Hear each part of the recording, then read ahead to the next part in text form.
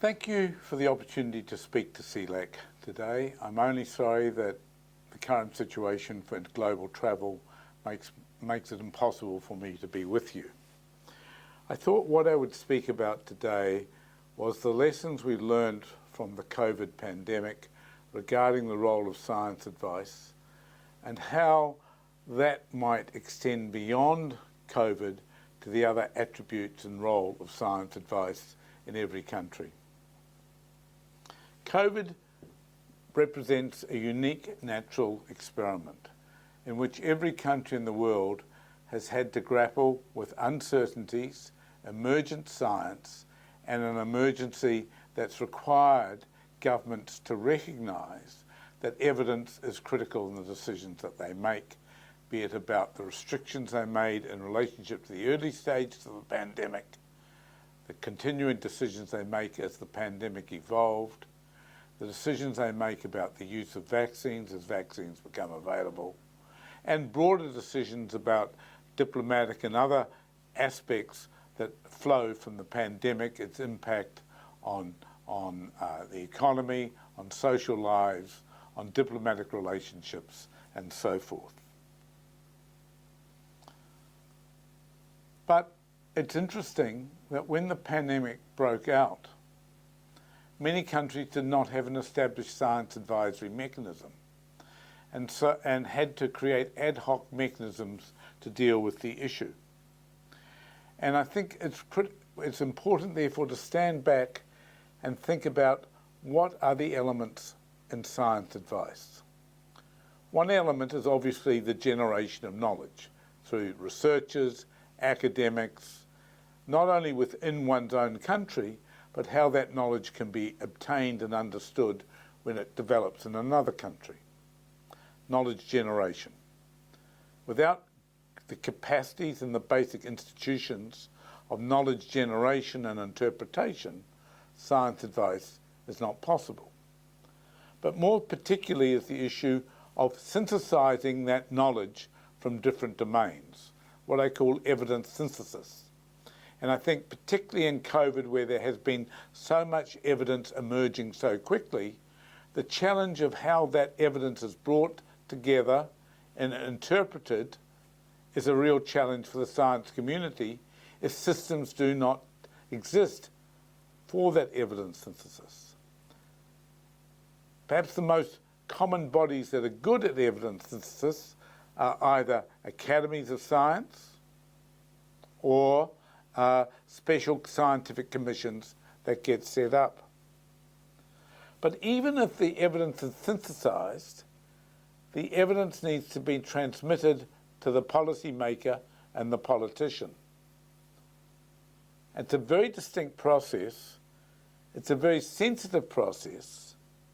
It's one in my judgment, requires particular skills, what I call evidence brokerage. It's the skills of making sure that the policymaker understands what the evidence really means, and equally that the scientists have provided the evidence that the policymaker needs. This does not mean that evidence makes policy. We must always remember that policy is made on a large range of different considerations. Policy making, after all, is about making choices. Choices between different options, which affect different stakeholders in different ways with different spillover consequences.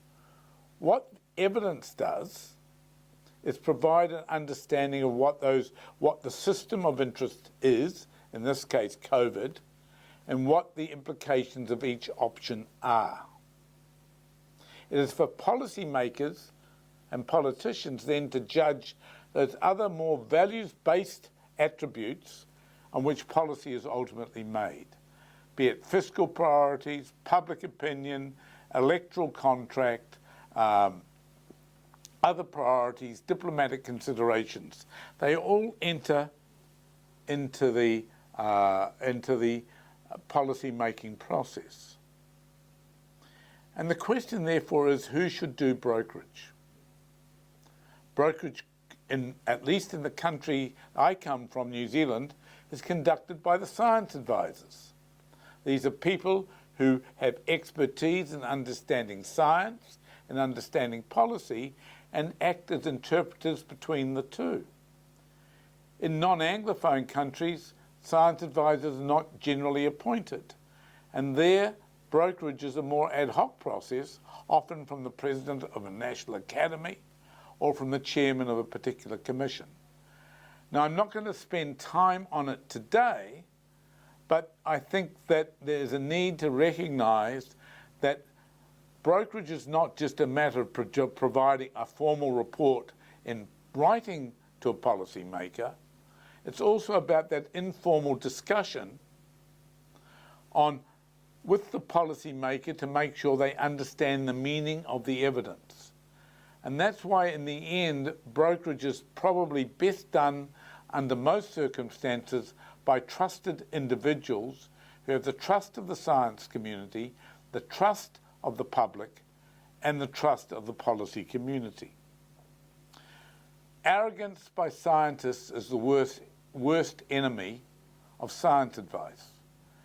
Science advice must be given recognising, and COVID has shown this very obviously, that science does not have all the answers. That at the time that advice is needed by government, there's always a lot of uncertainties. And those uncertainties must be transmitted honestly to the government. This is the complexities and sophistication of science advice. So let me go back and take these issues of brokerage and evidence synthesis in a little bit more detail in relationship to the pandemic. If we look around the world at evidence synthesis, in the early days this was dominated by epidemiologists, virologists, and modelers. Often that data was provided in very definitive ways, not necessarily acknowledging the uncertainties that might exist around that data. But what is clearly needed as well, and has been needed from the outset, is social science, behavioural science, political science, economic science. In other words, a plurality of inputs so that the government understands fully the evidence base on which they make decisions. And I think we're now seeing, as the pandemic proceeds further, that the importance of a plurality of inputs into the evidence synthesis is essential. And here again, academies or other groupings of a diverse group of scientists and from different disciplines can do well in framing the question and bringing it together in a trans and interdisciplinary way to inform policy making. One of the debates that emerged when you observe different countries through the pandemic is, at times, scientists have fought for access to power. They want to be the ones who give the policymaker their view, their advice. My view is that's been harmful. My view is where there is a pre-existing system that defines the mode of access through academies, through science advisors, it's more likely that the advice will be appropriately given. And that brings me to a critical point. We must distinguish between scientists who are advocating for a position beyond the evidence and those who are acting as brokers, who are communicating what we know, what we don't know, what are the caveats on what we know. At the end of the day, if we do that well and acknowledge that there is an inferential gap between what we know and what we conclude, then we will have the trust of all the players with whom trust is needed if science is going to help make for better policy making. This trust is becoming more and more critical as we face the issues of misinformation and disinformation affecting the progress on the pandemic. We've seen how misinformation has been used to limit compliance with social distancing and masking in some countries. It's certainly being used to cause confusion around vaccines and promote vaccine hesitancy and vaccine resistance, and therefore the importance of the scientific community maintaining its role as a trusted voice and communicator of knowledge is critical. It's easy for me to say, from the point of view of a person who sits at the interface between science and policy. The issue is this is a broader issue around the conduct of science in the broader public arena. One thing that has been worrying me, and we've been collecting through INGSA how science advice has evolved through the pandemic in different countries, is most countries do not have a well-established pre-existing science advisory mechanism. And one would hope that the lessons from this pandemic would have led already to moves to embed the processes and institutions of science advice and ensure that there was capacity development of those who are taking on the role of being brokers. And INGSA stands ready at all times to help train people in that latter set of skills. But the reality is, as yet, few governments are taking this opportunity to recognise that science advice is not just a matter of dealing with emergencies, but it's a matter of virtually every decision that a government makes in social policy, environmental policy, innovation policy, economic policy. And I particularly mention social policy because I think one of the phenomena that is of most interest is to see the rise of the importance of good, robust social science contributing to the scientific inputs into government.